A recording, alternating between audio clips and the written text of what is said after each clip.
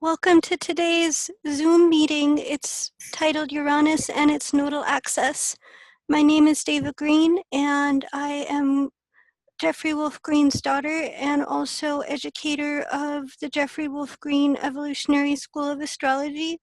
I have authored a book called Evolutionary Astrology, and I'm very excited to work with upcoming students and also those who are enthusiastic about evolutionary astrology and are working with it in their own way. So for those who are very interested also about the foundation of evolutionary astrology, please contact me personally for more resources in terms of the Jeffrey Wolf Green School. And our discussion today is Uranus and its nodal axis. I felt that this is a really great topic to introduce planetary nodes, and also as we go through, we will talk about the nature of Uranus, what it symbolizes from an evolutionary point of view in relation to its planetary nodes.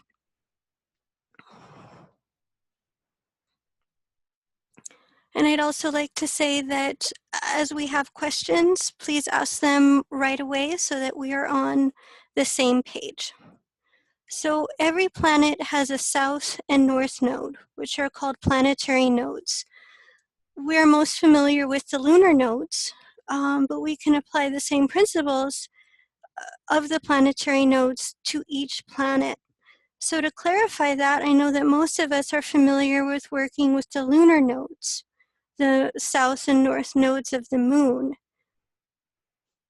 Essentially, there is no difference between the nodal axis of each planet and the nodal axis of the moon. Each planet in the natal chart has a south and north node. In essence, the trinity of the past, present, and future is reflected by these planetary nodes. The south node of any given planet represents its past, the natal position represents its present or current moment, and north node represents the future.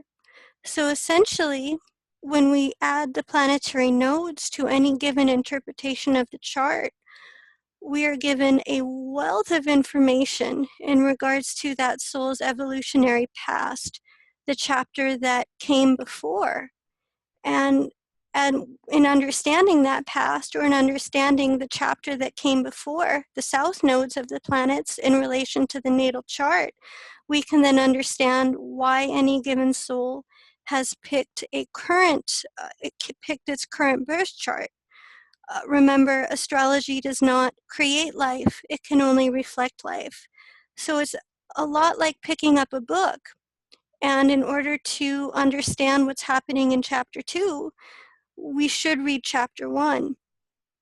So the south node, essentially adding these planetary nodes, gives you that very important information about the soul's prior history, which again then gives the determinant or the explanation as to why that soul has picked its current chart, why that soul has given Venus, natal Venus in any house and sign, for example. So again, whenever you have questions, please ask. My intention is to make the introduction of the planetary nodes as basic and introductory as possible, because I know not a lot are familiar with it just yet. So the planetary nodes of the outer planets, Saturn, Uranus, and Pluto, have a collective and personal application. I think it's on the next slide that I go into the planetary positions. Oh, okay. So to clarify a bit, the reason that that is that they have a personal and collective application, maybe go back to the previous slide to build on my thoughts, is that the planetary nodes of Saturn, Uranus, and Pluto are all in the same sign for all of us as a generation, or not just generation, but for all of us today, because they move so slow. So for all of us, the planetary nodes of Saturn, Pluto, and also Jupiter, again, I was trying to make this introductory, but also Jupiter are in, the south node is in Capricorn. And the planetary nodes are then in Cancer. So what does this mean from an evolutionary point of view? From a collective application, it means that all of us have these outer planets, Saturn, Uranus, and Pluto, south node being in Capricorn, north node being in Cancer. And the planetary nodes of Uranus for all of us are in Gemini, or south node being in Sagittarius, north node being in Gemini. So that's what gives it a collective application. It's going to land in any given natal birth chart in any specific house in that natal birth chart. So even though we all have these as a group, as a collective in the same sign, it's going to land in an individual house. We're all going to have individual birth charts and so on. So Uranus, from an evolutionary point of view, describes the evolutionary intent to liberate, decondition, and individuate. It seeks to transform that which has been outdated or crystallized within consciousness. It's freedom from the known. Saturn precedes or comes before Uranus. So in essence, Uranus is there to shake up Saturn. Whenever we're looking at Uranus, it's important to put it in the context of the sign that came before, which is Saturn. Uranus symbolizes the individuated unconscious. This is information that is unique and specific to the soul. Uranus can correlate to downloads of the future or repetitive thoughts, or through repetitive thoughts. Thoughts that repeat 3 times or more typically pertain to the soul's future and act as seed thoughts. I know we've all had experiences specifically when we're most likely going through Uranus transits, or a planet is, let's say Pluto's in the 11th house, transiting the 11th, to where we have thoughts that repeat 3 times or more. And they may seem very different, or they may seem radical relative to the point of view of your present moment. But those kind of thoughts are actually there to seed you, or to shine a light on the evolutionary path forward. And again, the challenge is that it seems so radical, or it seems so different most of the time from the current situation, the current reality, Saturn, that we tend to dismiss them. We tend to think of them as wishful thinking. But if they repeat 3 times or more, please take note. Because essentially those are downloads from your individuated unconscious relative to the future path. Uranus also correlates with long-term memory, which includes memories from this and other lifetimes. I know, for example, that many of us have had experiences where we have memories that come back all of a sudden. Let's say even as adults, you can have memories that were suppressed. And that can also happen in therapeutic situations when a soul feels safe to delve into traumatic experiences, or they just have gone through traumatic experiences and they've settled, or they're in a place where they feel safe. All of a sudden, the repressed memories can come forwards.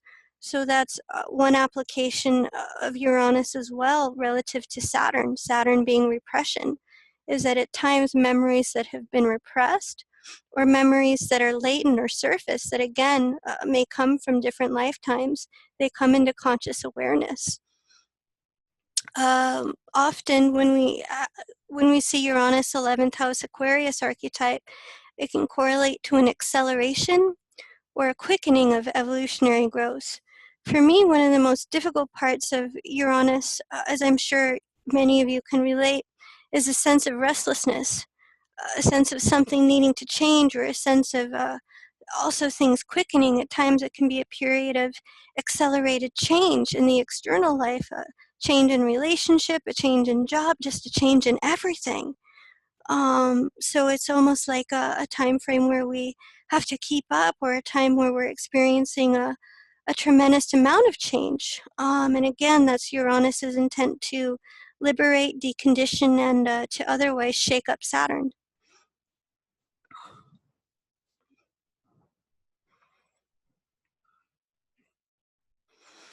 One correlation of Uranus, 11th house Aquarius archetype, is to trauma.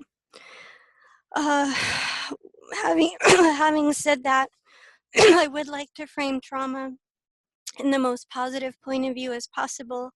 It's easy to say that from an Uranian point of view, kind of standing outside, always being objective. But your trauma does serve a purpose.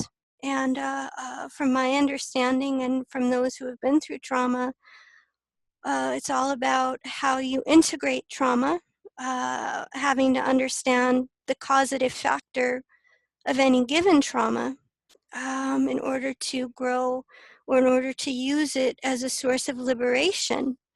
Trauma is always meant to liberate the soul from existing dynamics that have become stagnated to a non-growth situation. So whenever you look at Uranus and you're going through a difficult time, or a transit is going through, or a client's going through a difficult time, always try to frame Uranus as a point of liberation, deconditioning, of changing things for the better if you stay motivated to do so. Because when trauma does occur, it's easy to get lost in the emotion of it, or it's easy to fracture. Uranus can correlate to emotional, spiritual, mental fracturing. It can happen so quick that we don't really have time to process or to integrate what happened.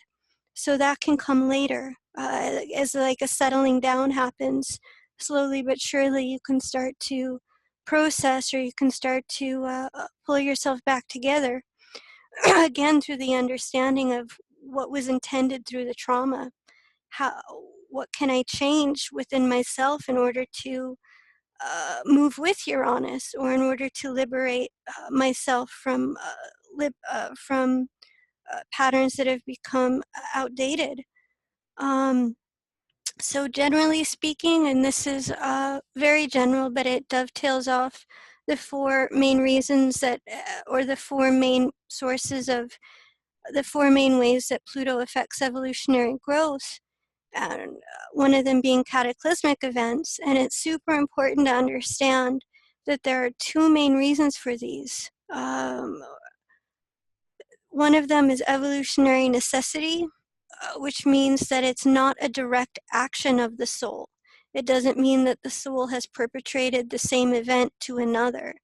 It means that relative to the overall birth chart, they've been resisting their karmic, their growth in such a way that it takes trauma in order to boost them forward.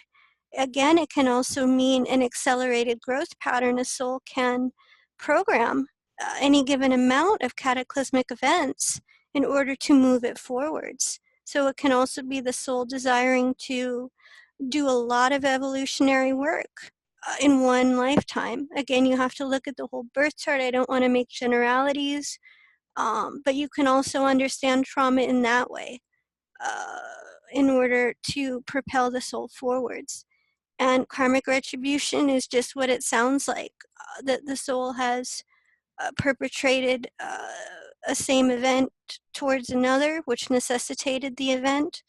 But again, you need to look at the whole birth chart. You need to have the whole context in order to understand the why of any given trauma.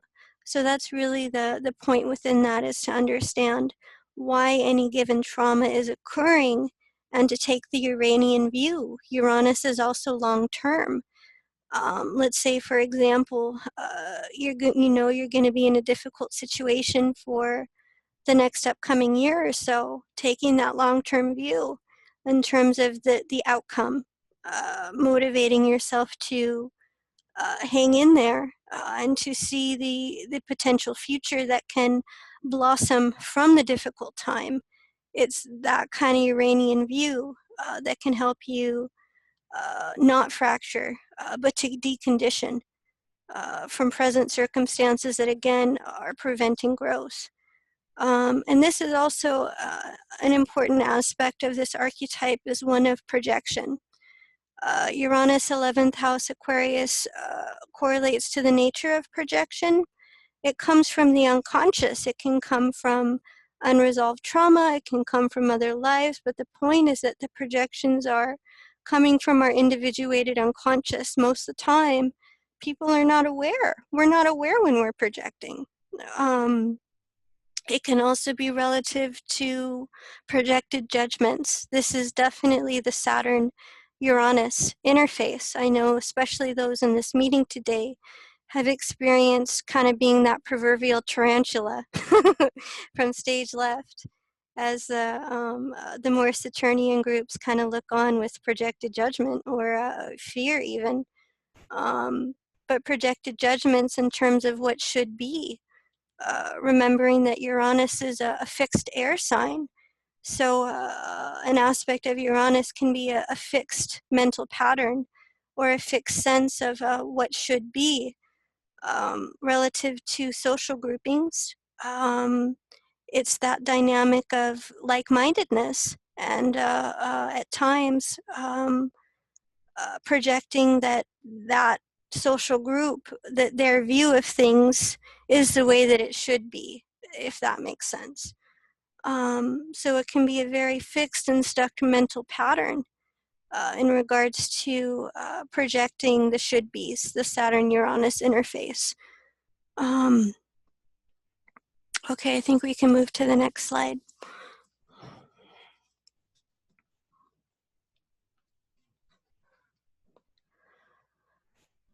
So the planetary nodes of Saturn, Uranus, and Pluto are in the same sign for all of us. And you can also include Jupiter and Neptune. I was trying to keep this simple, so I wasn't wanting to add too much, but also the sign of Neptune.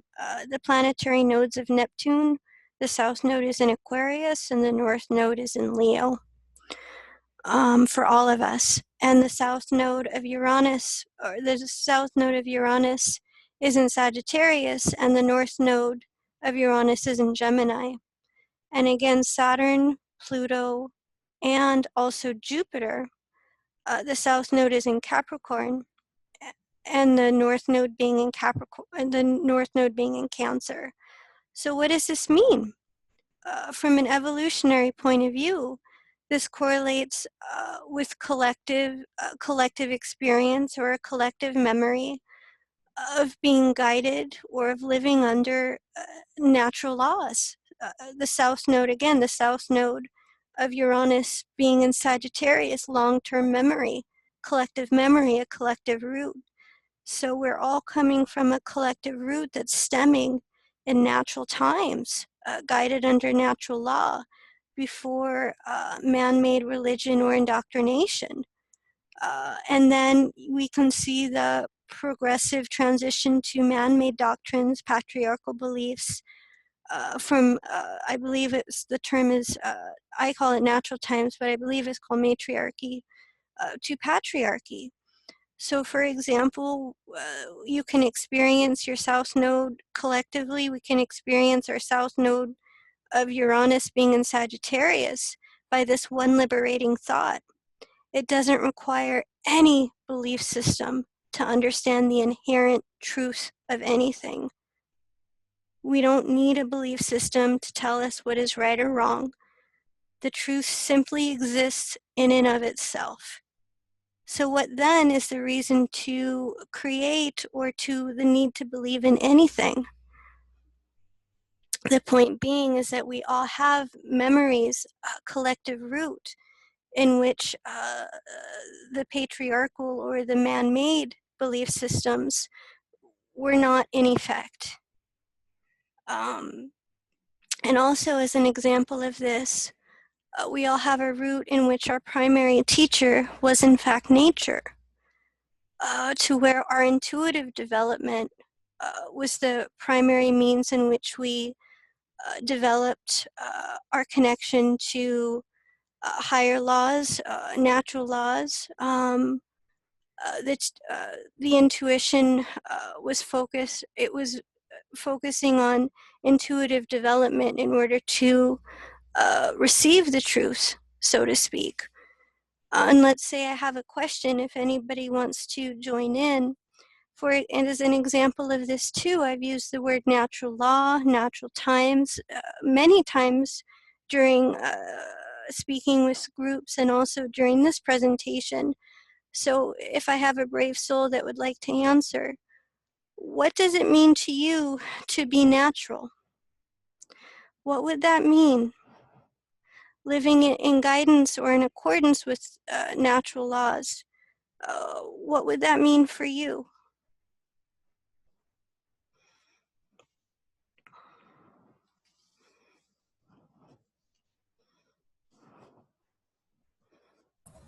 Hi, it's Sarah. Is it all right if I answer your question? Yeah, go ahead. Okay. Well, at least from my perspective, I feel that living in alignment with natural law and order would be well. I feel like me personally, I'd be taking up more space. I'd be acting and behaving and living from my conscience and rather than societal norms and paradigms, if that makes sense. Absolutely, it does. So relying on more of your own inner teacher versus an external teacher or external rights and wrongs. Right. Yeah. As an example of that, when any of us transgress natural law, I hope I'm not overtaking, I'm trying to run it through my filter to make sure we're on the same page. When any of us transgress a natural law, we automatically feel it in our body. How many of us have experienced the feeling of just feeling funny? We acted in a way, we're not always conscious of it, we did something, and our intuition says, ugh, don't think that was the right thing to do. It's the process of becoming conscious, taking up more space, and saying, you know what, that didn't feel right. This is what feels right, and taking action on that. Trusting more of that intuition, and also to build on that, during the transition from natural times to patriarchal times, there was a switch from the natural law of giving, sharing, and inclusion, as reflected by the sextile to Libra, to self-interest and exclusion, which then also is seen in that sextile to Libra extremity, the social extremes that we're seeing now, the haves and the have-nots. So again, the root issue is not belief, but what is inherently right and wrong. And this is something that any soul has access to. We as a collective body, and we're kind of being rallied by the Pluto and Sag crowd, I feel, because the Pluto and Sag crowd is making a strong stand for what they feel is right. And it's naturally so. I've seen that. At least that's my take. So I really appreciate you taking the time to answer that. Because you're bringing up important issues in terms of relying on the soul's intuitive knowledge of rights and wrongs versus social standards. Because we can have any given society tell us this is okay to do, when in fact in our intuitive emotional body, we don't feel so. Another way of saying it is that we can rationalize whatever we want, but that intuitive body will always be signaling to you. And also, as an example, when we do act upon natural laws, or we do what we feel is the right thing, despite pressures, or despite what any given authority or our conditioning is telling us, we feel good. We feel good about ourselves. The body relaxes. It's not always easy. Doing the right thing is not always the easiest thing to do, but it's what gives us the most breathing space. If that makes sense. It's what allows us to overcome. I mean, looking at this, or to release, kind of dovetailing too off these planets that have the south node being in Saturn, Pluto, Jupiter, and Saturn being in Capricorn, south node, releasing learned and arbitrary, releasing learned guilt, guilt that's injected from society, but also owning natural guilt. Natural guilt is there to be a teacher, not in the sense that it paralyzes us, but that we can all come in with a radar about, you know what, I have a feeling that I learned from that, and this is what I do want to do, and this is one area that I don't want to do again. So it's a guilt being a natural teacher that we all learn from, versus the arbitrary guilt, which is paralyzing, that in the end we need to jettison because it delays evolution and it serves no function. And I know that all of us have experienced a degree of reflection or even depression in regards to sifting this out, or in regards to taking in guilt and learning during appropriate circumstances, but also at times creating a buffer, or saying, I'm not going to either make myself feel guilty about this, and I'm also not going to take in guilt from others when it's arbitrary. So it's like purging the guilt that can be injected from society or from the social system, and also learning from places where we have all transgressed, and seeing the bigger picture of it. It's like that famous quote, you know, you just wake up and you do the best you can. Just try again. So the difference between natural guilt and learned guilt can also be seen in those planetary nodes. And specifically with Uranus being in the south node of Sag, taking that in as a place of learning, or taking in guilt as a teacher, in terms of which guilt, or in terms of trusting the intuition around when the soul has transgressed and when it hasn't. Does anybody else want to add in terms of living under natural law, what that would mean? Because I want to facilitate as much discussion as possible.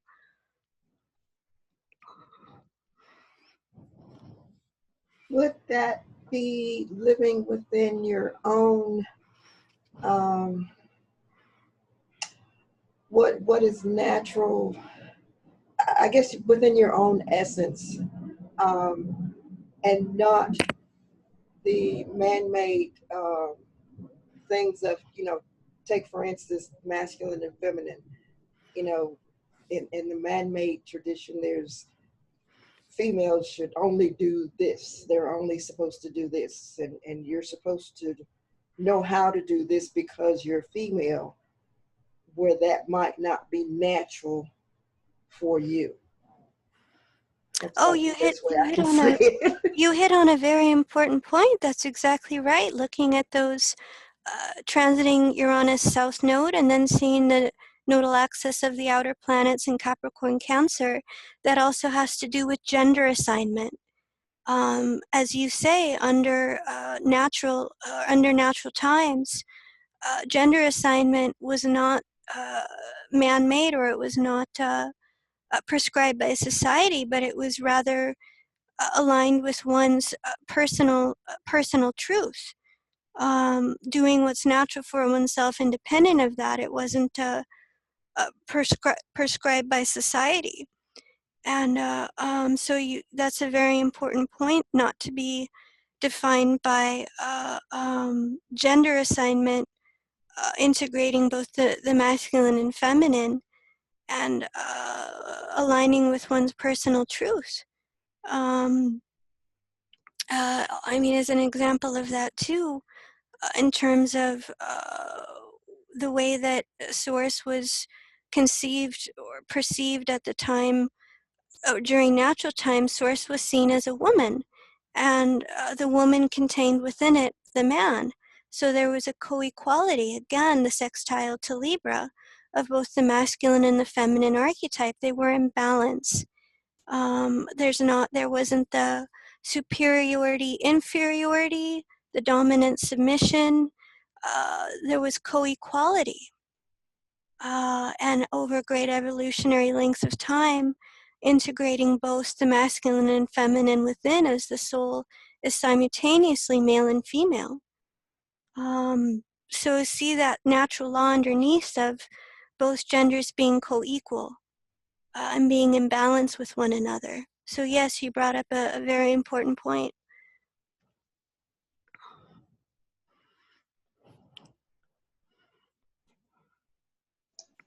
Deva, I have a question. Mm-hmm. Yes, like lately I've really been feeling the suppression of the feminine within my own relationship with somebody. And what comes from that is a kind of passivity, like, you know, like a shrinking back and feeling weak kind of thing. And so what would be a good remedy for that, do you think? I'm so glad that you asked that. It's a great question. Right, because with the passivity, it kind of feels like succumbing to perhaps past influences of repression or suppression. So in terms of remedying that, I would say taking the lead when you feel called to do so. It's almost like engaging, but in a way to where you're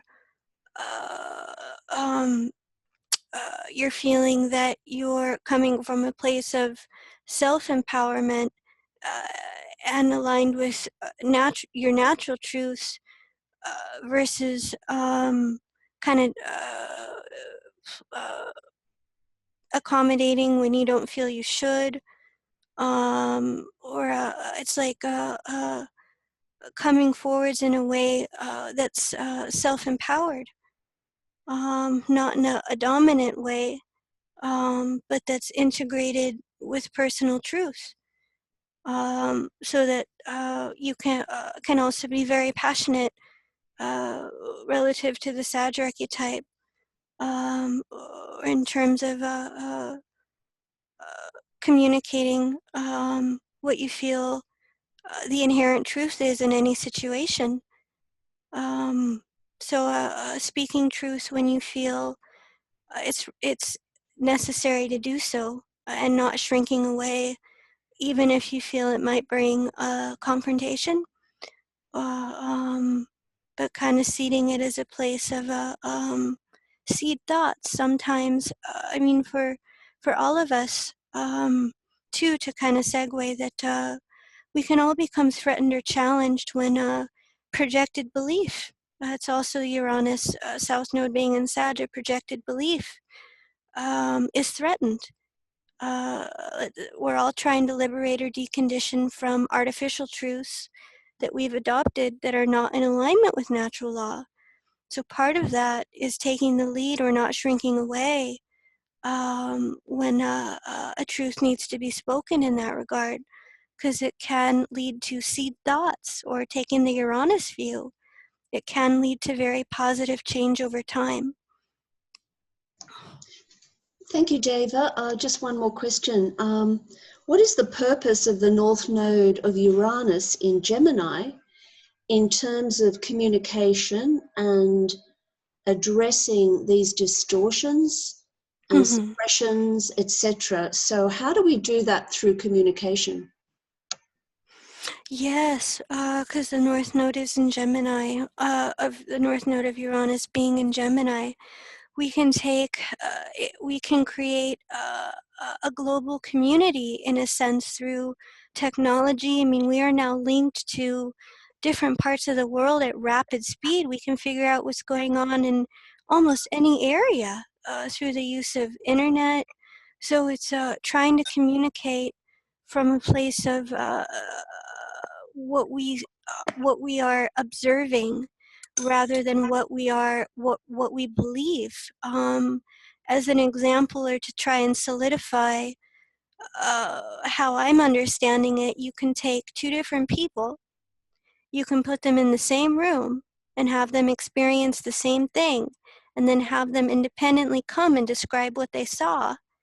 And they're going to be telling you two dramatically different things relative to belief and how they are interpreting what's happening.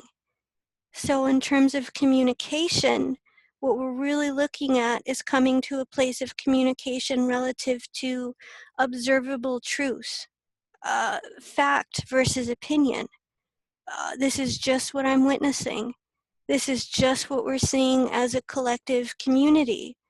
And kind of getting away from this lunacy almost, or for some, I mean, it's been really hard, I think, for a lot of us, because we're experiencing suppression of actual facts.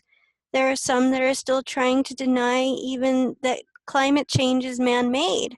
They're trying to prove through facts that climate change is naturally occurring. I mean, it's just, you know, it's so it's you can so you know it's so communicating from observable, or communicating more from the standpoint of objective truth and fact versus opinion.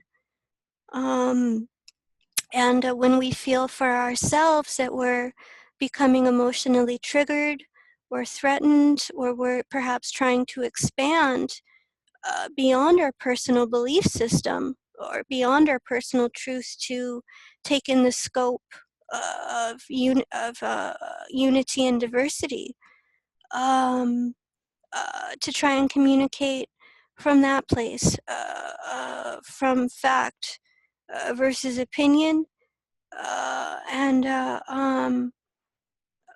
trying to stay away from those emotional triggers of the past, seeing that South Node being in Uranus and Sag, because there's a lot of collective trauma that's also contained in that symbol. So yeah, I guess from the most important is to stay centered on what we're objectively witnessing versus what we believe, or what we're projecting upon something, and communicating from that place. Great, thank you very much. Any other questions from our audience? Deva, I had a question I'd like for you to clarify.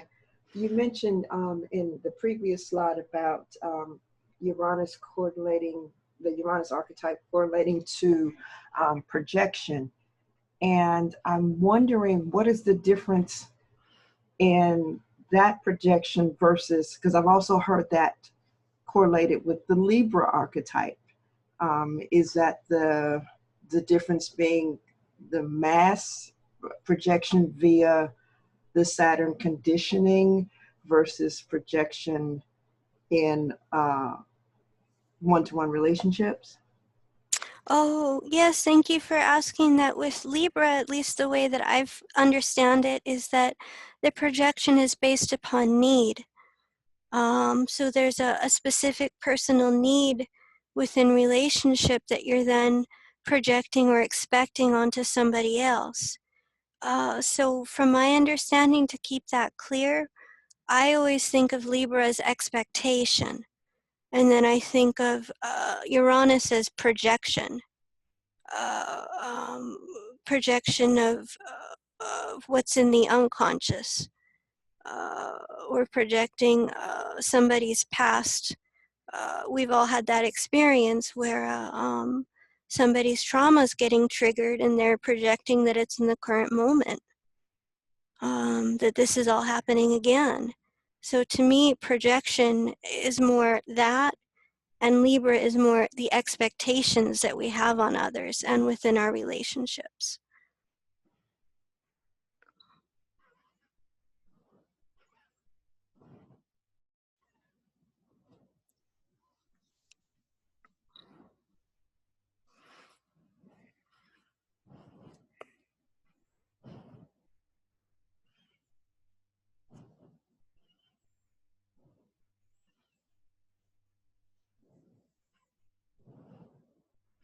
So in terms of, if there aren't any more questions, in terms of also another application of the South Node in Uranus is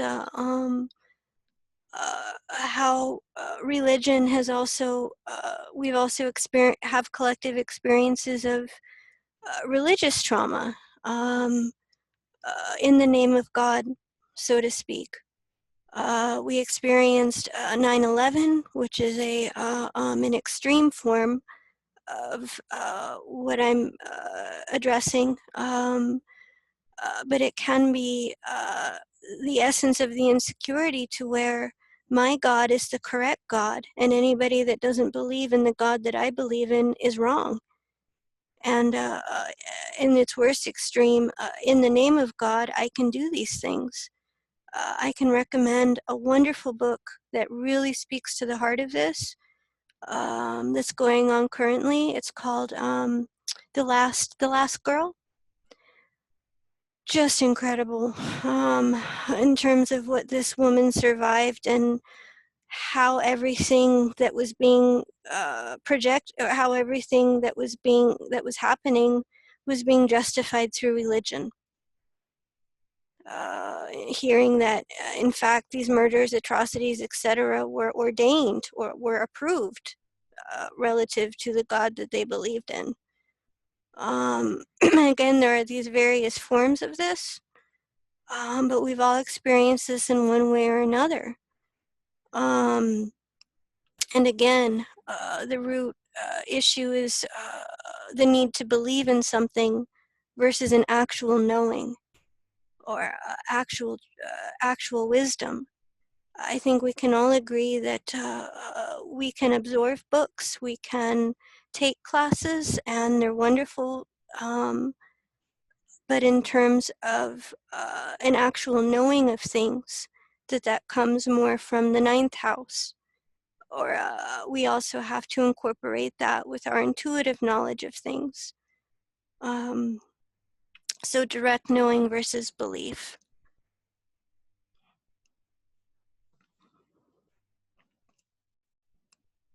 Okay, we can move to the next slide unless we have any questions. So I felt it would be good to discuss the mutable cross because the Gemini Sag axis also are mutable, and they access or they touch the archetypes of Virgo and Gemini, which are in the mutable cross.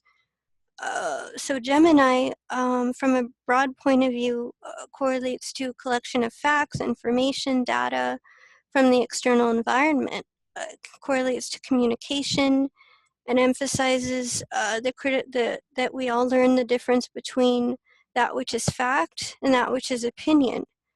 It's the natural law of unity and diversity, not unity and the sameness. So a natural expression of Gemini is unity and diversity, whereas a distorted or shadow expression of Gemini would be only communicating with those who have the same mental view, who have the same viewpoint, always trying to play devil's advocate. There are many expressions that the shadow side can take, but the security base with Gemini lies in its own intellectual system. And so unity and diversity, or being secure to take in information that doesn't necessarily agree with or support the soul's existing knowledge base, but stretches the soul in that regard. Again, emphasizing opinion versus fact. That can be a natural expression of Gemini as to how to communicate relative to the words that, the actual words that others are using, to use the same language, so to speak, from their point of view. So seeing that unity and diversity, or appreciating the different lenses that people have, that can be a positive expression of Gemini. With Virgo, it's the inner side of Mercury, It's the process of analysis of all the information that's collected in the external environment. Discernment of what information to take in and which to leave out is also critical, because there's a lot of facts out there. There's a lot of information out there, and it can be difficult to know which information is true and which is not. With Gemini, there can be a natural desire just to indiscriminately take in information.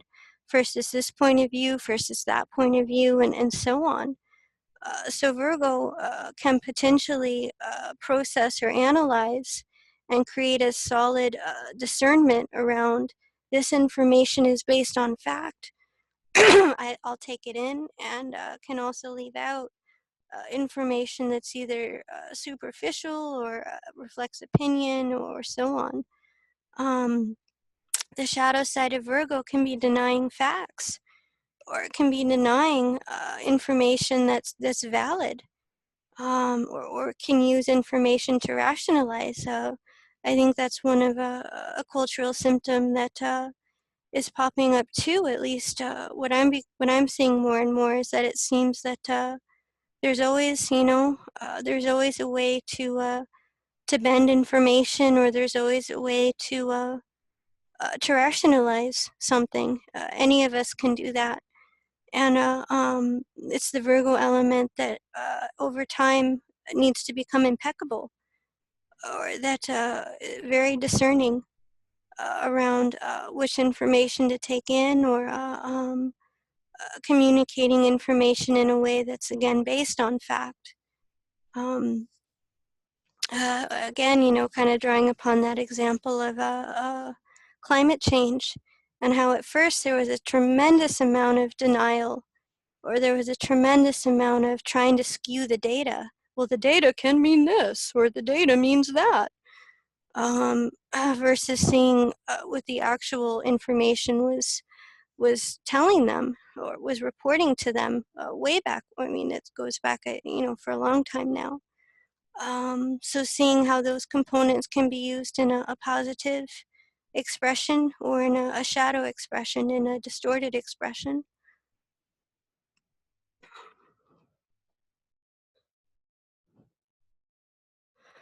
So the Sagittarius part of the mutable cross is alignment with personal truths, natural laws that are self-evident in nature and do not require a belief system. The intuitive component within consciousness. Essentially, the Sag archetype desires to purge all delusional beliefs that are not in alignment with natural laws. Personal honesty. The Sag archetype really desires to purge any aspects of itself that are not in accordance with its personal truth, with natural laws, or that are not honest. And again, we have the shades of expression. One shade of expression of Sagittarius is that if a person believes in their lies enough, for them it becomes the truth. Is that actually the truth? Well, no. But they can be quite convincing, can come off quite sincere, because they believe in their own lies. They believe in their own, they believe that what they're saying is, they're making themselves believe something that isn't true, of course, for their own purposes. But it can be hard stretched because of the belief that the person has in their own lies. So the shadow expression of Sagittarius can be that master salesman, can be the person that can be quite convincing because of their ability to believe in something that's in fact not true. So then we go to Pisces, and universal truth, ultimate meaning, totality, the source of all things. Pisces correlates to the need to bring to closure, or the need to culminate any illusions or delusions, separating desires, any place where the soul has projected, in a sense, ultimate meaning. a way to understand Pisces is that I think we can look at where Neptune is in our chart, 12th house, and so on. It's where we tend to give things too much meaning. You can glamorize or can make it mean too much. It doesn't mean that it, I think we can go to an extreme and say, oh, it doesn't mean anything then. And that's really not, what I'm trying to communicate is that it just doesn't always mean what that Pisces energy wants to project relative to ultimate meaning. Giving it that sense of totality. It's when we're in alignment with source, or when we're in alignment with internally what gives us meaning, or we're cultivating a relationship from the inside out. We're connected to a Pisces sense of ultimate meaning in whatever forms that can be charitable work, can be aligning with a higher cause, but it's that sense of wanting to project total meaning into something. Which again then correlates to illusions, delusions, how Pisces always wants to see that rosy picture, or wants to see things as not quite in alignment with actual reality, which would be Virgo, which is why we experience disillusionment. It's to align us with actual reality. But developing a relationship with Source over time, cultivating ultimate meaning from within ourselves. And because of this too, can also be a tendency to escape. There can be a desire to escape that need for ultimate meaning through addictions, perhaps, drug, substance abuse. You can see that in Pisces, emotional instability, those kind of things. So it's also where we're tuned in to the collective consciousness, to totality as it exists on this planet. So it can be too where we're given inspiration when we're aligned with Source. It can be where we're inspired relative to a collective need. So the shadow side of Neptune can be that disillusionment, escapism, making something mean too much or not quite in alignment with actual reality. And the positive side can be inspiration, alignment with a higher cause, an alignment with with a universal truth that's true for everybody. And that's really that square between Pisces and Sag, is that Sag always has this drive towards this personal truth. But personal truth doesn't always reflect universal or total truth, which is Neptune. So there's progressive square, there's the tension there between personal truth and universal truth, truth that's true for truths that are universally experienced. So purging delusional beliefs, to me, is also what that square symbolizes. But aligning with universal truth, or what will be true for all times, regardless of whether the human being is here or not. And aligning with the collective good can be those positive aspects of Neptune. And interestingly, Neptune, for all of us, planetary nodes are in the sign of Aquarius, South Node being in Aquarius, North Node being in Leo. So we all have these collective memories of living communally, living in tribe, relative to Uranus and Sag, nomadic. We all have memories of of being travelers, wanderers, not having a permanent home, being aligned with nature. During natural times, there was no nuclear family relative to that the outer planets that have the South Node in Capricorn and the North Node being in Cancer. Collective community, collective tribe, communal raising. Also, to me, adoption. How there are some who are taking responsibility for children who are in need, Capricorn Cancer access. But the point within that, and that it wasn't the us for and no more attitude, and it wasn't a nuclear family, that children were communally raised. In fact, for a long time, paternity wasn't seen in the way that it is now. That the woman was thought as to be the source of the birth, so to speak, where man's role in that wasn't known. It was seen as a magic creation or something magical. And the point being is how there wasn't the issue of property or you belonging to me or this belonging to me, but it was the community, it was the tribe.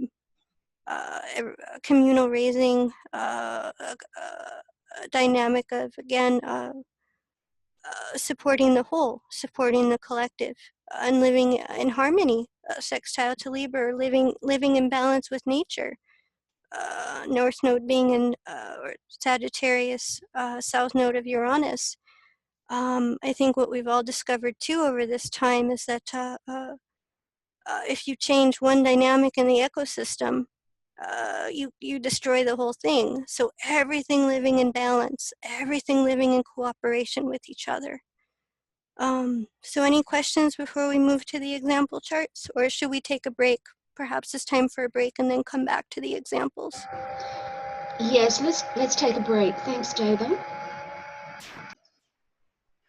All right, welcome back. Where we left off was the south node of Uranus being in Sagittarius and what it means for us collectively. And we did speak to the north node of Uranus being in Gemini in terms of global community, communication of facts, and also being connected to each other through technology as never before. So from my understanding, the evolutionary meaning of that north node of Uranus being in Gemini is Uranian or innovative ways of communicating that really unify, or that really emphasize that natural principle of unity and diversity. We can find examples of this natural law, that natural law, that natural law throughout any culture, society, or tribe, etc. So it's really communicating in an objective way information that's based again upon fact versus opinion. These innovative ways that we have of being connected as never before.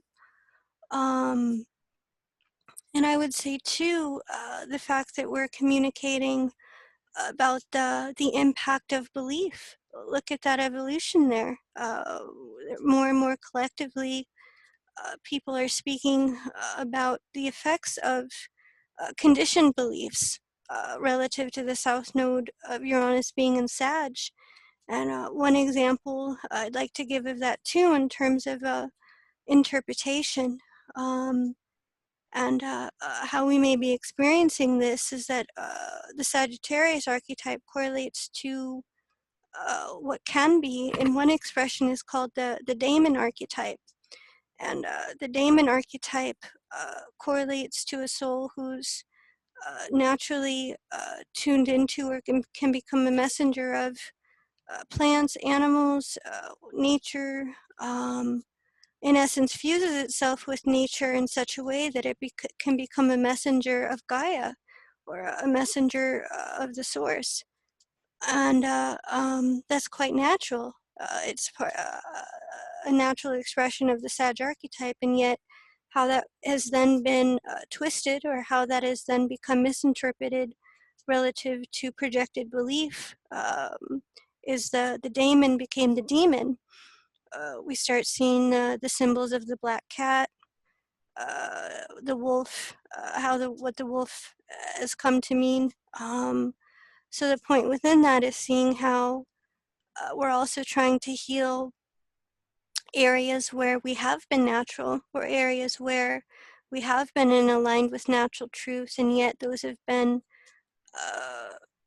misunderstood, or those have been misinterpreted, and we've then internalized that. So it can be a feeling of, through communication or through taking in the right information, evolutionary astrology, but information that really promotes a natural understanding, or that promotes natural law versus belief. We can progressively heal or recover that natural part of ourselves. We can feel safe to express it. And we can understand, or we have the right mental framework to understand projections or misunderstandings or misinterpretations that come our way, even from ourselves. So in essence, by shedding these false interpretations, or by taking in information that allows us to heal from being misinterpreted in that way, we can then see that evolution collectively from the Uranus South Node being in Sag to Gemini, really recovering what's natural in ourselves through dialogue, through taking in the right type of information. And also illustration, seeing the diversity of ways that natural laws are expressed throughout cultures and so on. We're going to go into an example of that. Queen Elizabeth I, how she promoted United Church of England in order to create peace and harmony. Emphasizes that natural law of unity and diversity, not unity and the sameness. A sectarian view would be seen in that South Node, whereas embracing unity and diversity would be the North Node being in Gemini. So at this point, I want to make sure that there aren't any questions before we go into the example charts.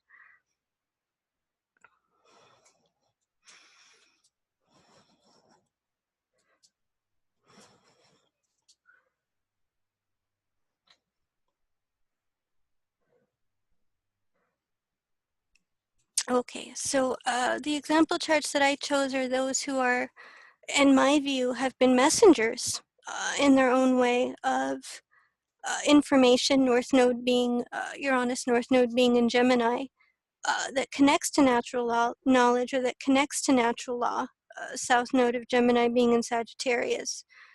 Charles Darwin, he was able to communicate through observation, not through belief or any of that, but through direct observation of nature. He was able to communicate the natural principles of evolution, how species evolve over time, how, in fact, contrary to, I think, established or popular belief at that time, that everything in nature was, in fact, co-equal to each other, so to speak. There could be two different species. There could be two different. That there could be two different species that looked very separate, but they were in fact evolved from one species, so to speak. So there wasn't this hierarchical order, everything being in balance and equal to one another. And being able to also, through his observations, demonstrate how over time species did evolve through natural selection, or also through environmental causes, but it wasn't fixed and static. There was a very firm belief at that time in nature being kind of hierarchical. Everything had its quote-unquote natural place or natural order. And Darwin was able to see through observation how the principle of evolution was in fact the bottom line of how nature operated, so to speak, through necessity, through these different factors, but that nature did reflect change and evolution over time. And look at that North Node being in Scorpio, conjunct Uranus in the 11th house, being able to point out how evolution, progressive change, was how species evolved, not through, again, fixed or static or constant motion, or static motion, but through but through constant change. And that was a dramatic depart from what was accepted at that time.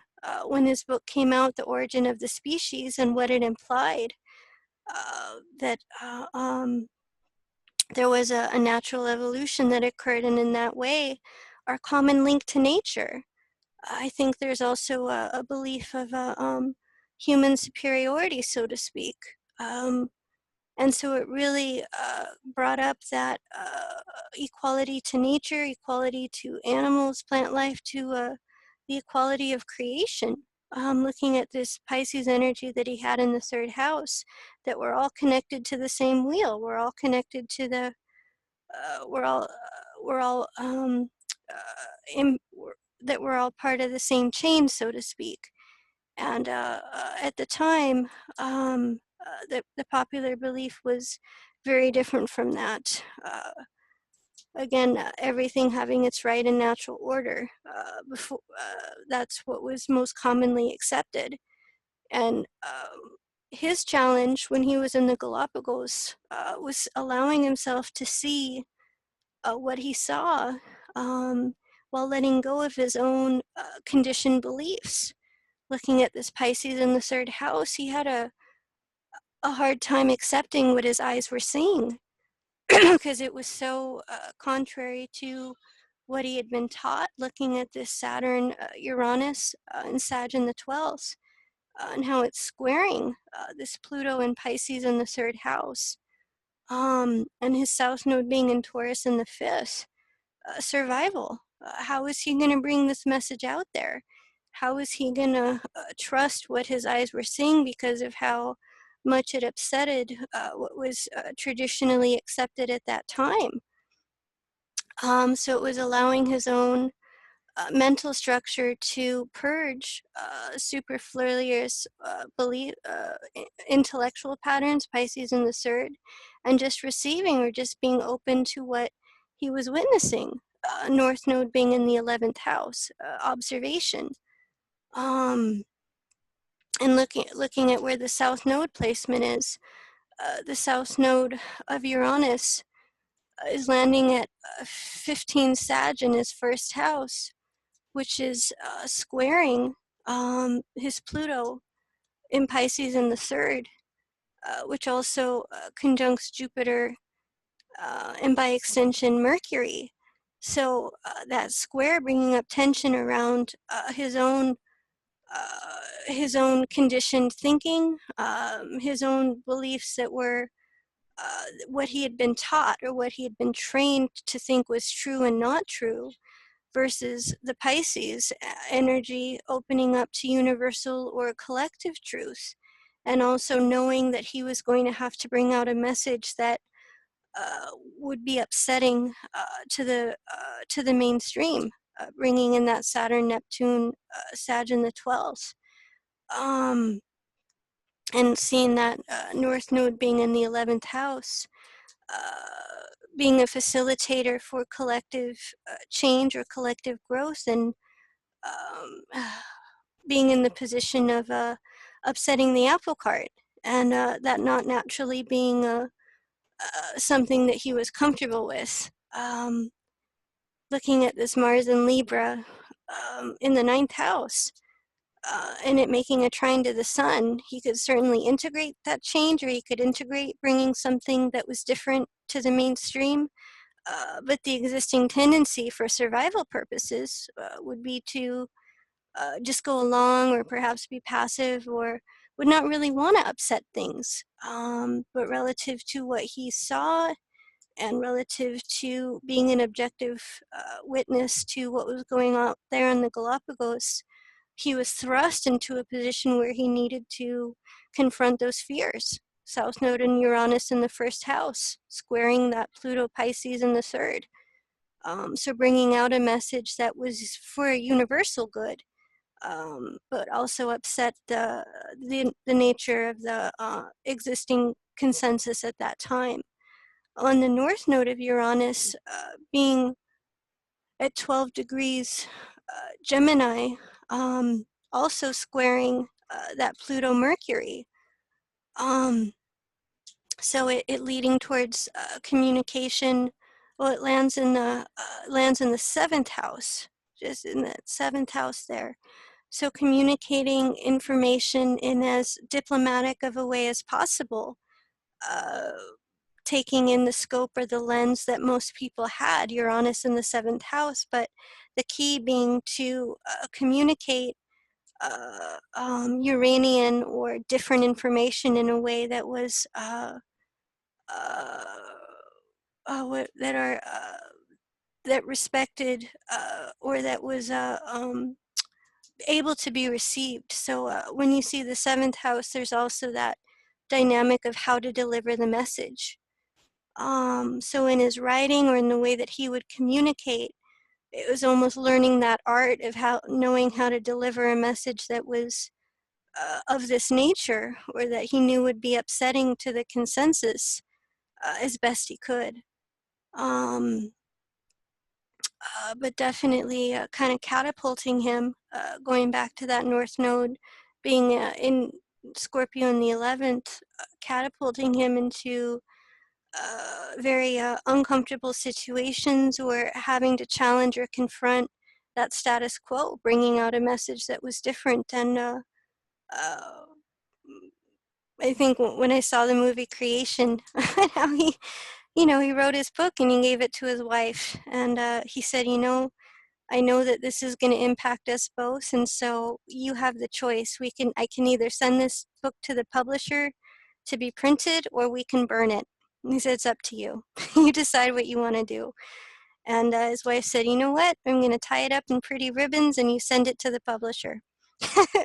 So it was like accepting the challenge, or taking it for the long-term view, and kind of overcoming that fear-based reaction, and taking the long-term view of holding something out there until progressively it becomes accepted. And over the space of time, just his observations, and again, the power of Uranus is observation, we've come to understand the evolution of species in a fundamentally different way. So taking the long-term view, or being able to see, again, seed thoughts, or being able to see a possible future, being able to create seed thoughts that will help the collective evolve. And from my understanding, he was in that third stage individuated, moving into the first stage spiritual, and part of that is integrating revolutionary information in order to help the mainstream evolve. So part of his karmic intentions were to kind of go back into that mainstream, so to speak, or to deliver a message in a way to where over time the mainstream could grow and could evolve from it. Any questions about his chart or any input?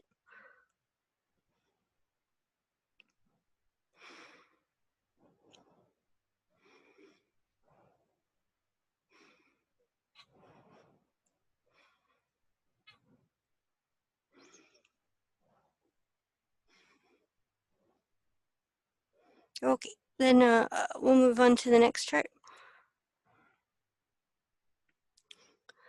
And to me, this is another example of somebody who is trying to, in their own way, kind of bring back natural law through communication, or through the principle of unity and diversity.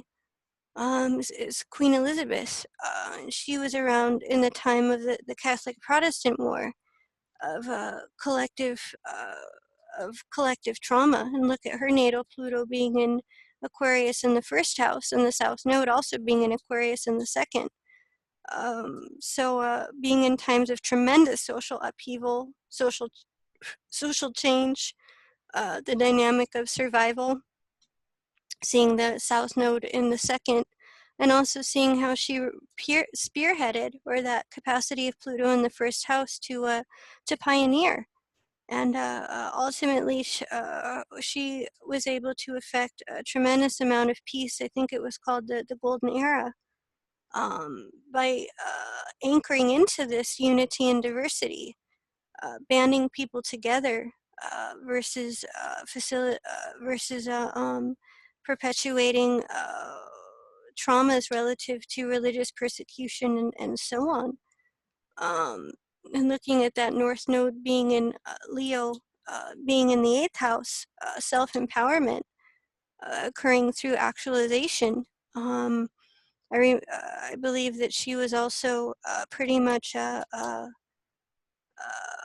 very independent. She became very independent from input from her advisors, or it was she was put in a situation where she had to trust her instincts, Pluto in the 1st, in terms of how to create positive social change.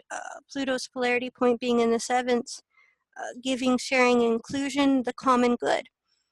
And again, how to bring forward the vision that was revolutionary in ways that society could change and grow positively versus collapse.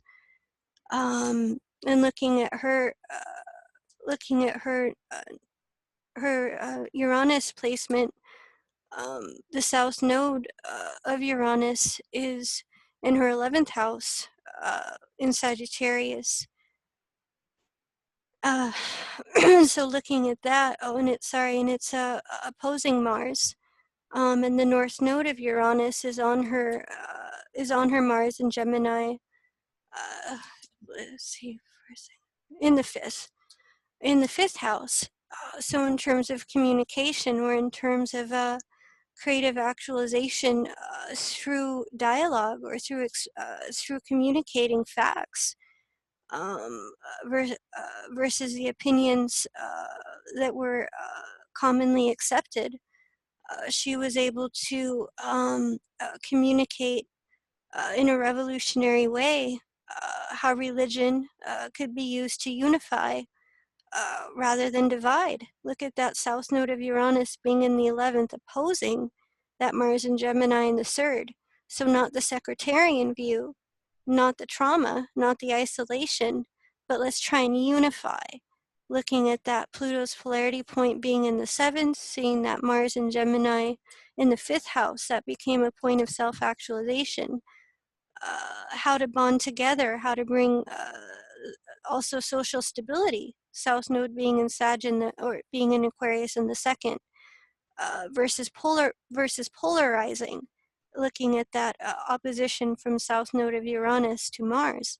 So her essential message, again, was about unifying or about establishing a common Church of England, where everybody was welcome to worship and so on, in order to nullify the effects of the religious traumas and persecutions and so on.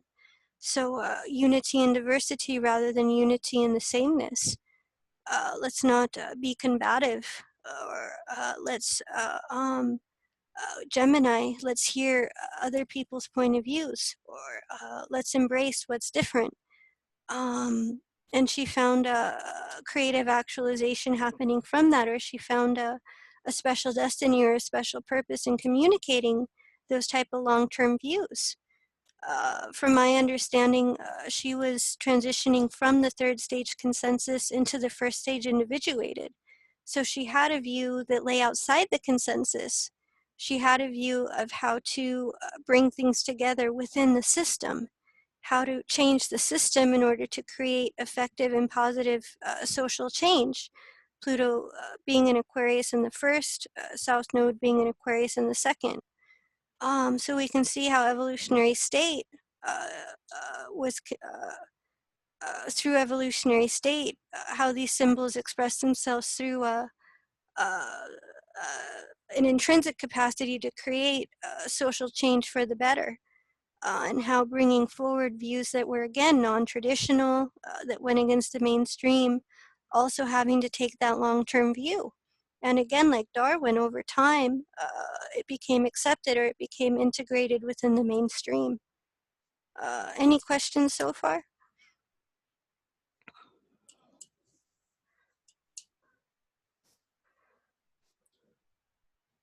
I have a question as far as when there are planets conjunct personal.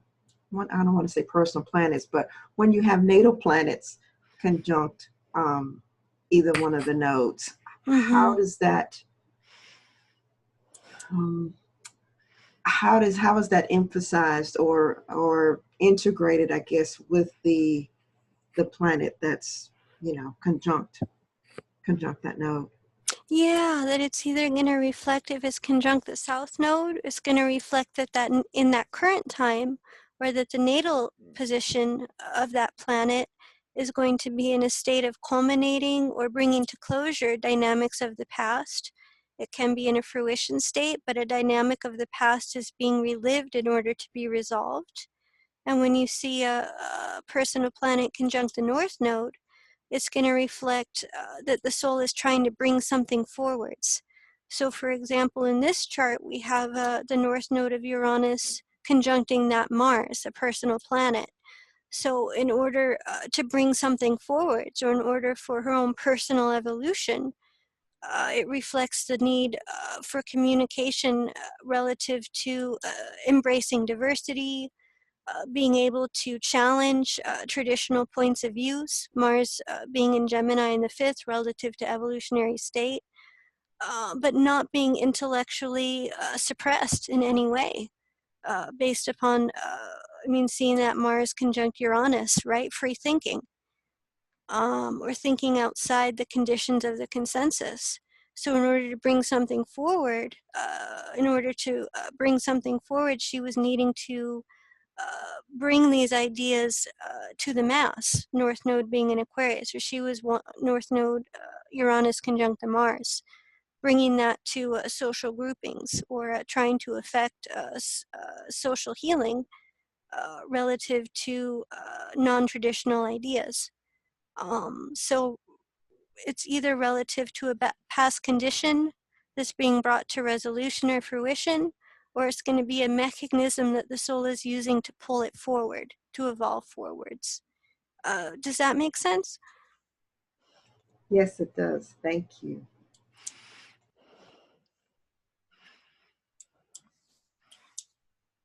Any other questions?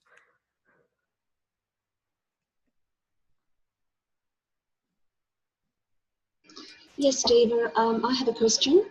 Yeah. I noticed in both charts that Darwin had his moon in Capricorn and Queen Elizabeth I has her moon in Virgo, both in earth signs, and that they both instigated massive collective changes. Now, with Pluto, you have cataclysmic change and slow and steady change. Can this also be applied to Uranus? Absolutely. Yes, because in both these charts, we're looking at the Aquarian energy as effect catapulting. It created a great deal of change in a short amount of time. And relative to the earth signs, the moon being in Capricorn, and that it was also being integrated over time, where there was the effect of that slow yet steady change, how it was integrated kind of one step at a time, change happening over time. So yes, you can take those principles, and you can also apply them to Uranus as well. Great, thank you. Any other questions?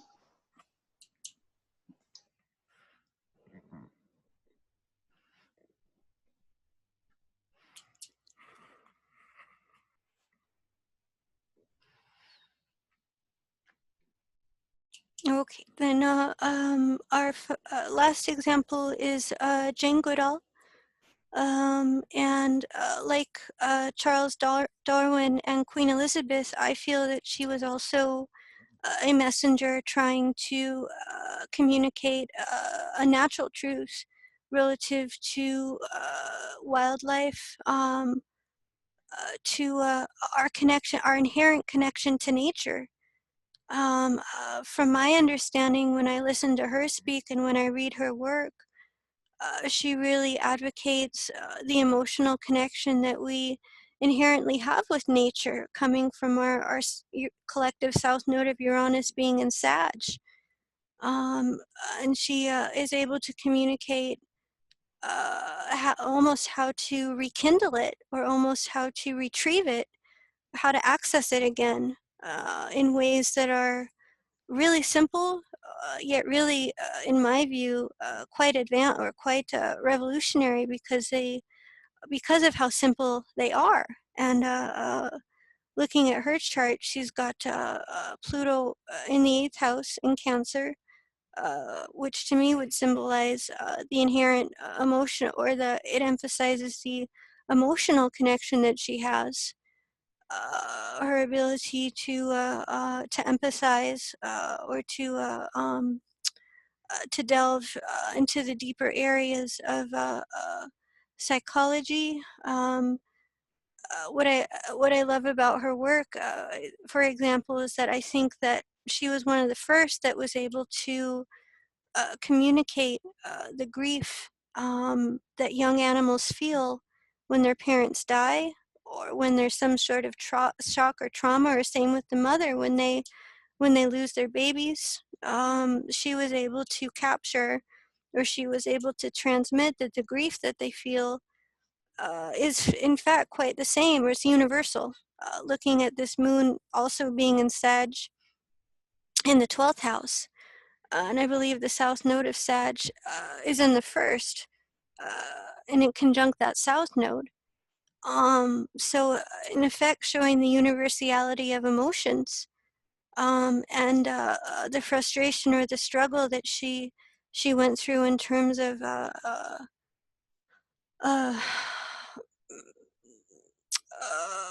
the conditioned points of view, or the conditioned beliefs. She was often told that you can't project human emotions onto animals, or you can't communicate in a way to where you're anthropomorphizing them, I think is how you say it. But she had to do it in a way to where it could reach the masses.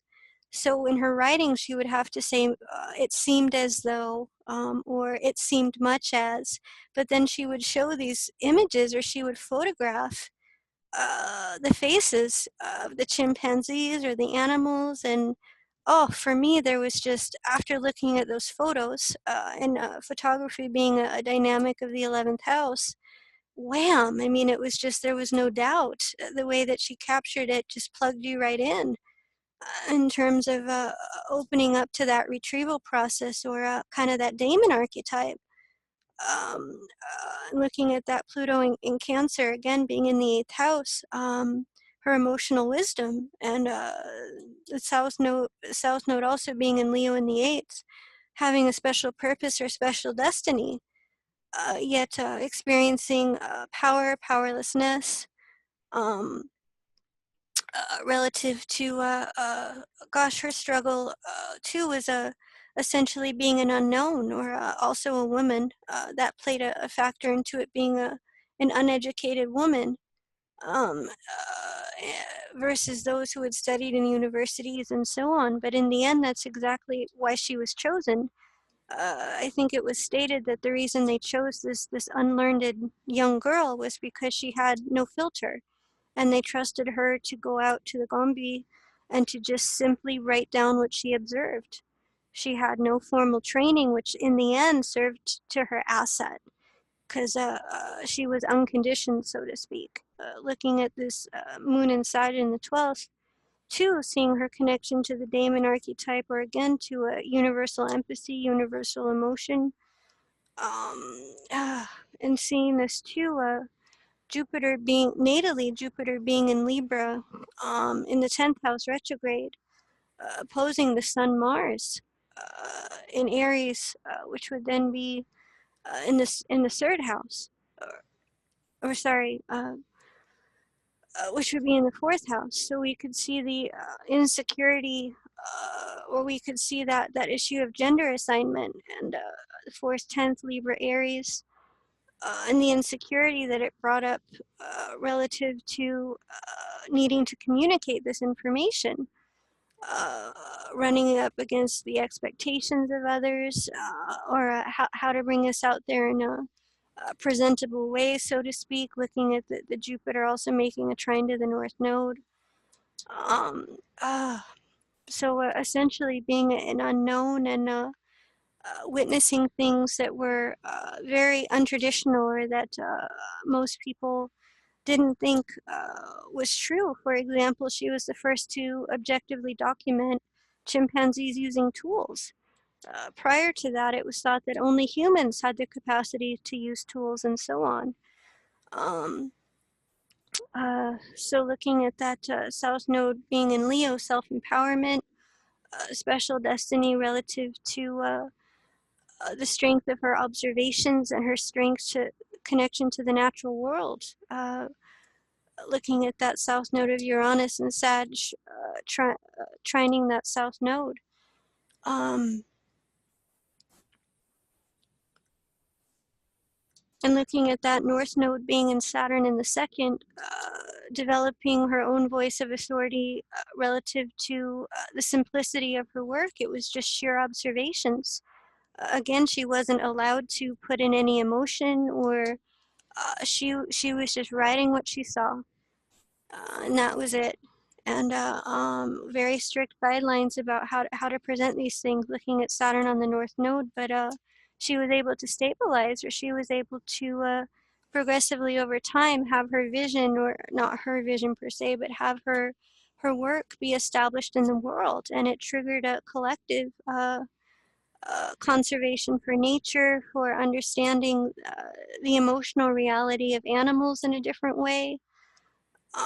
So a very being able to help the consensus evolve through bringing about unique view relative to the value that this has as well. Second house, she also emphasizes how developing relationship with animals and wildlife, how it serves to foster positive relationships with your fellow beings, or with your human relationships. Second house, the value that it brings to bonding together socially, Aquarius in the second.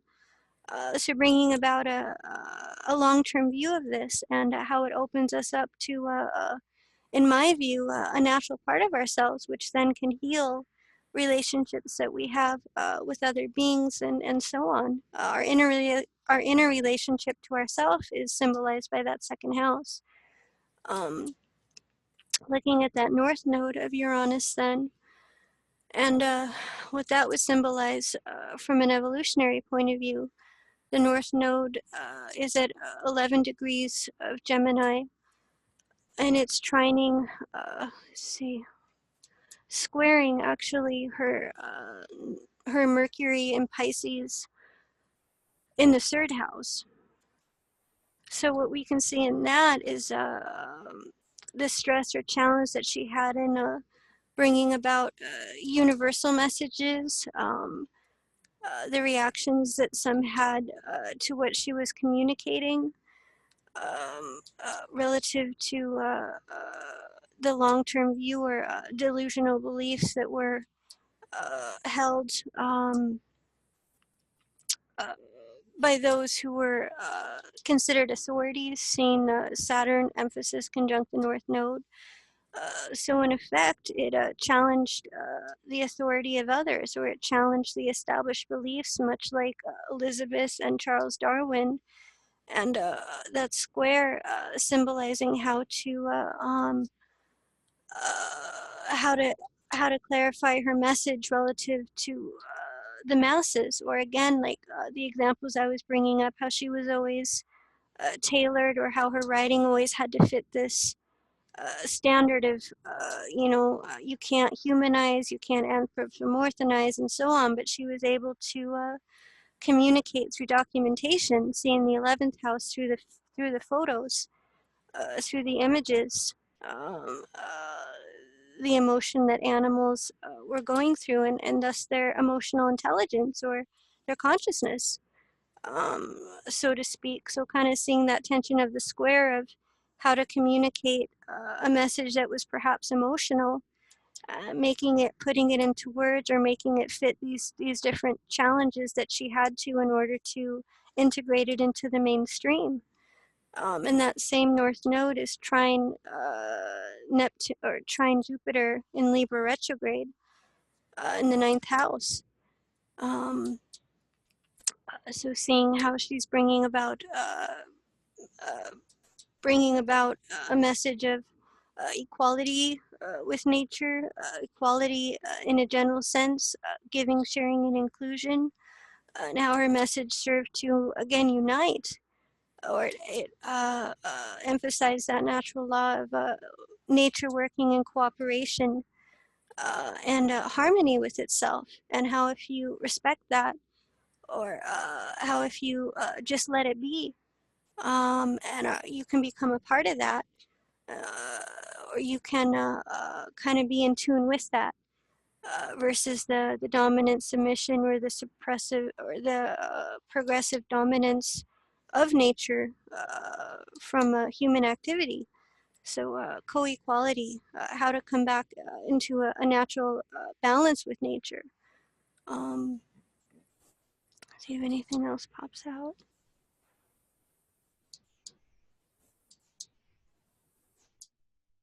But certainly seeing, again, tying in that theme of unity and diversity and bringing about collective change, how by doing that she was able to establish something for the long term, the Jane Goodall Institute, that really promotes, I think one of her main focuses is developing empathy for wildlife. It can be caretaking for animals, but again, from my point of view, it really connects you back into that natural connectedness to all of creation, or all of nature.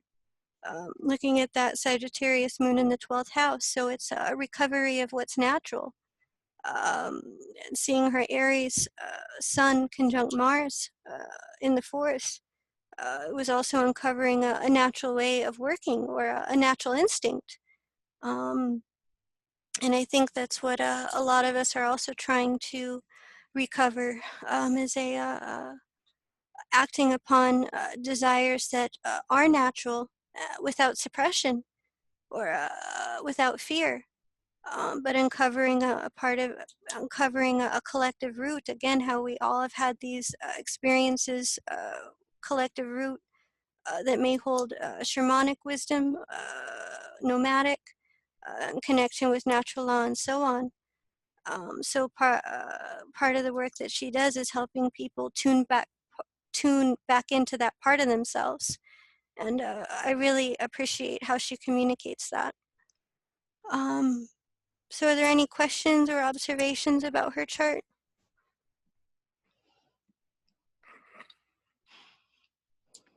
I thought the Chiron position was very interesting, and Chiron also sometimes being considered related to the Sagittarius archetype, and being in the 6th house and operating, or sometimes being considered Chiron as a maverick, and she is quite unlike anyone else working 6th house in her field, and Chiron at 0 degrees, being debilitated, but also finding itself the first to communicate new ideas in a new way. And yeah. I thought that I thought was echoing the other the things you mentioned about her being not a traditionally trained scientist, but coming to prominence, but perhaps feeling debilitated or wounded, and her ideas needing time to evolve. Saturn on the right, Saturn on the North Node. Yeah, and I would say also too that the healing ultimately coming through, giving a voice to those who couldn't, the healer that heals those who can't heal themselves or that can't fend for themselves.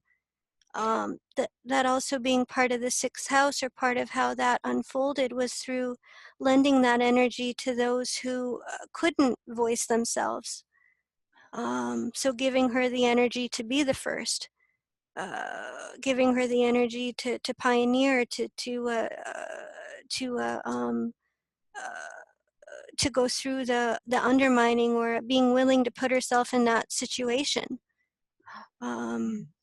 Because that was part of her inspiration, or that was part of her connection to animals, is being a spokesperson, or wanting to give them a voice. Yes. Mm-hmm.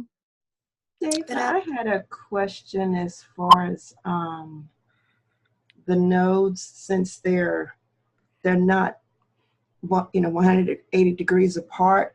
One node can be retrograde and one is not. So what is the I guess the significance of having one of the nodes, of one of the nodes being retrograde? yeah, when one of the nodes is retrograde, it symbolizes that node is in a state of review, that it's just like when a natal planet is retrograde, that it's going through an individuation process. So when you think of the retrograde function, you can also think of it as being Uranus 11th house Aquarius, individualizing or liberating that planet. So it symbolizes that the individuation process of that particular node.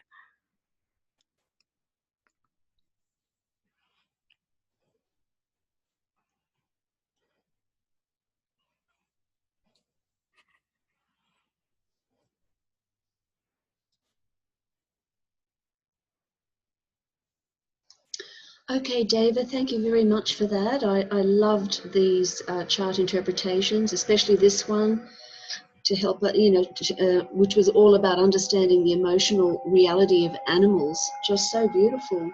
So now we come to Q&A, and if you have any questions, please do go ahead.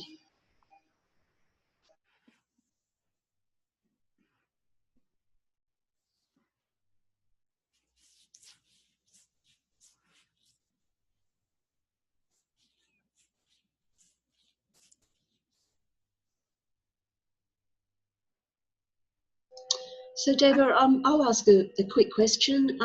Uranus contains the polarity within it of the sun. So can you describe how the Aquarius-Leo polarity operates? So if we're looking at Uranus, should we also look at the sun? Oh, that's a great question. Right, and from my understanding, the secret of that, or the polarity, contains self-actualization. I think all too often with Uranus, because it is a fixed air sign, we can have all these great ideas, or it's almost like the mind never shuts down, or it's like the inventor that just never stops inventing in their head. This idea, that idea, oh my gosh, the aha, and the fifth house polarity is making sure that those ideas are also balanced with actualization, or with putting those ideas into motion, so to speak.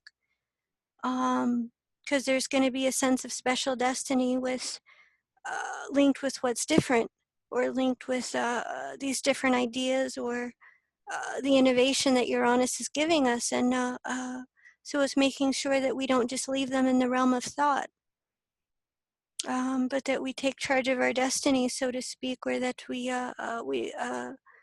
actualize, and that ultimately those ideas can be handed down for the betterment or the collective involvement.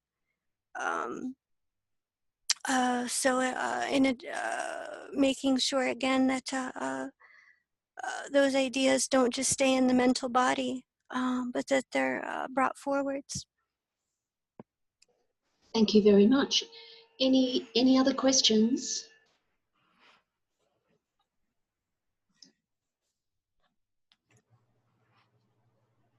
Deva, I'd like to know how do you look at the progressed Uranus in relation to the natal Uranus and the nodes and its nodes? Oh, I mean, I could only speak very generally because the progressions move a lot slower than transits. So what I tend to do is I tend to look at transiting Uranus, or what's in the 11th house, in order to see kind of where the progression of that 11th house is occurring. But generally speaking, the progression of Uranus symbolizes how that soul is orientating to that archetype over time, or kind of where it's for that kind of what cycle it's in. So if you look at the progression of Uranus, which again moves really slowly, you'll kind of see what chapter or at what phase that soul's individuation process is at. Kind of where the individuation process will be felt the most at that time. So I always use that in context of the natal chart and also transits to see kind of the unfoldment of that 11th house archetype, or the Uranus archetype.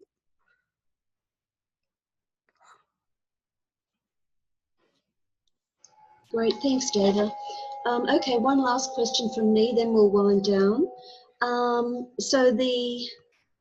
I'm comparing the mutables, which are Gemini, Virgo, Sag, and Pisces. These are all mutable signs and archetypes of change, yet Aquarius is a fixed sign, yet it represents the most massive upheavals and change.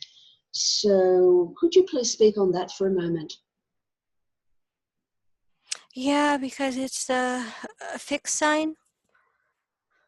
Yes, yes. Yeah, that it really. Oh, go ahead. Oh, you were saying before it was about fixed mental patterns, and I'm thinking it's about the breakthrough of that fixity to affect lasting changes. But I wanted to hear what you had to say on that. Well, that's exactly right, and that with Aquarius, it is one of the positive sides is that you can affect things either positively or negatively through thought. It's almost like it's breaking through the fixity of negative mental patterns, and also projecting a long-term outcome that sometimes when you have a strong Aquarius energy, you can almost have the ability to affect an outcome.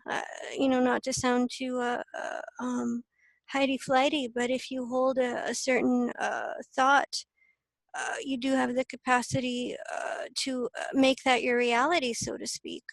And that can go positive or negative. That if you're projecting a negative thought, or if you're projecting that a negative experience is going to happen, ultimately you can create that. It's almost like projecting a fear. And if you hold that in your emotional body, then you almost attract it to yourself. So it's a breakthrough, or it's changing those patterns of thought that are in effect creating or recreating trauma. And breaking through that, or entering it more from a space of liberation rather than fracturing.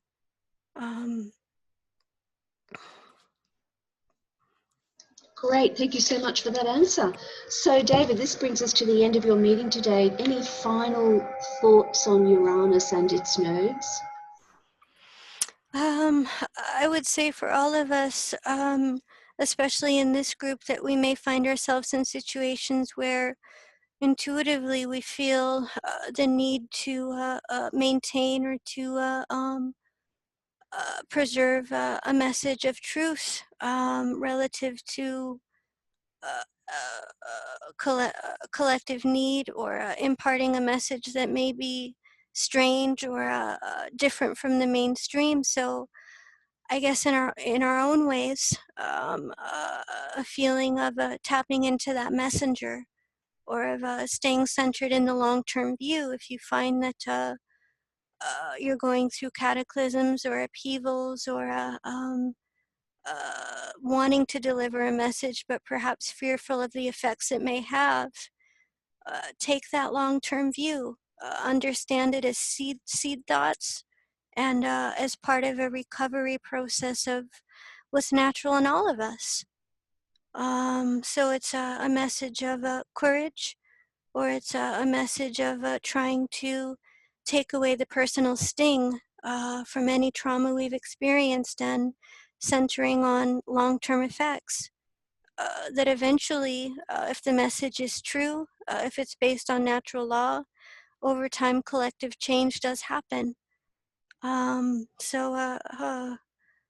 guess the Uranian message of depersonalizing in general, or of taking in things the right way, and staying centered in one's personal truth. Excellent. Thank you so much, Deva. So I'd like to thank you from all of us at EA Zoom meetings for this incredible meeting today on Uranus and its nodes, with all the information, chart interpretations, and answering all of our questions. And we're looking forward very much to seeing you again. And would you all please thank Deva Green, everyone? Thank you, Deva. Thank you, Deva. Thanks, Deva. Thanks, Deva. Thanks for coming to the meeting today.